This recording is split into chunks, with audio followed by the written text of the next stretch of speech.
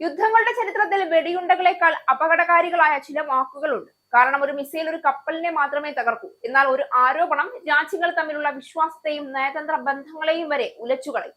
ഇന്ന് പശ്ചിമേഷ്യയിൽ നിന്ന് ഉയർന്നത് അത്തരമൊരു നയതന്ത്ര പോരാട്ടത്തിന്റെ പ്രതിധ്വനിയാണ്.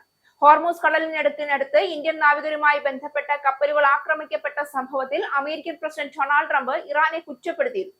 ഇന്ത്യൻ കപ്പലുകൾക്കെതിരായ ഡ്രോൺ ആക്രമണങ്ങൾക്ക് പിന്നിൽ ഇറാനാണ് എന്നായിരുന്നു ട്രംപിന്റെ ആരോപണം. എന്നാൽ ഇപ്പോൾ ആ ആരോപണത്തെ പൂർണ്ണമായും തള്ളിക്കളഞ്ഞിരിക്കുകയാണ് ഇന്ത്യയിലെ ഇറാൻ എംബസി. ട്രംപിന്റെ പ്രസ്താവന അടിസ്ഥാനരഹിതം മാത്രമല്ല, യഥാർത്ഥ സംഭവങ്ങളിൽ നിന്ന് ലോക ശ്രദ്ധ തിരിച്ചുവിടാനുള്ള ശ്രമമാണെന്നും ഇറാൻ ആരോപിക്കുന്നു.